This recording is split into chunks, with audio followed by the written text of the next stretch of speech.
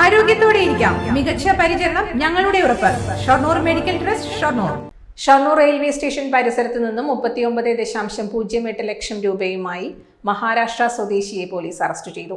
Maharashtra Sangli Khanapur Siddhnath Mandir Sourav Deepak പൈസാലിനെയാണ് Shoranur police arrest ചെയ്തത്.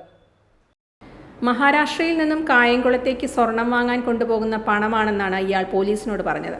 കായംകുളത്ത് നിന്നും മഹാരാഷ്ട്രയിൽ എത്തിച്ചാൽ കൂടുതൽ തുകയ്ക്ക് വിൽപ്പന നടത്താനാവുമെന്നാണ് സൗരവിൻ്റെ മൊഴി.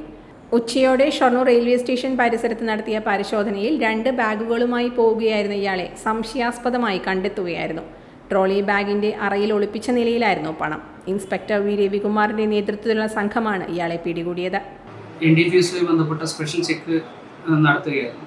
ആ സമയത്ത് റെയിൽവേ സ്റ്റേഷൻ്റെ പുറത്ത് ഒരു ഭക്ഷണശാലയ്ക്ക് സമീപം അസ്വാഭാവികമായ സാഹചര്യത്തിൽ ഒരു ചെറുപ്പക്കാരനെ 2 ബാഗുകളായിട്ട് കാണുന്നു. തുടർന്ന് അയാളെ ചെക്ക് ചെയ്ത സമയത്ത് അയാളുടെ ബാഗിൽ രഹസ്യ അറകൾ ഉണ്ടാക്കിയിട്ട് ആ രഹസ്യ അറയ്ക്കകത്ത് 500 രൂപയുടെ ഇന്ത്യൻ കറൻസി നോട്ടുകൾ 39,08,000 രൂപ കാണപ്പെട്ടു. അതിൻ്റെ കൃത്യമായിട്ടുള്ള സോഴ്സോ ഡെസ്റ്റിനേഷനോ ഒന്നും തന്നെ പറയാൻ അയാളെ കൊണ്ട് സാധിച്ചില്ല. അപ്പോൾ ഈ സംഖ്യ അനധികൃത പണം ആയിട്ടാണ് നമുക്ക് മനസ്സിലാവുന്നത്. അയാൾ മഹാരാഷ്ട്രക്കാരനാണ്.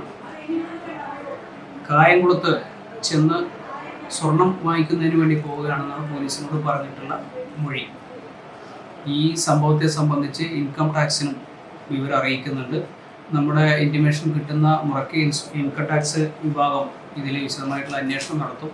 ബാക്കി നടപടിക്രമങ്ങൾ അവർ സ്വീകരിക്കുന്നതാണ്.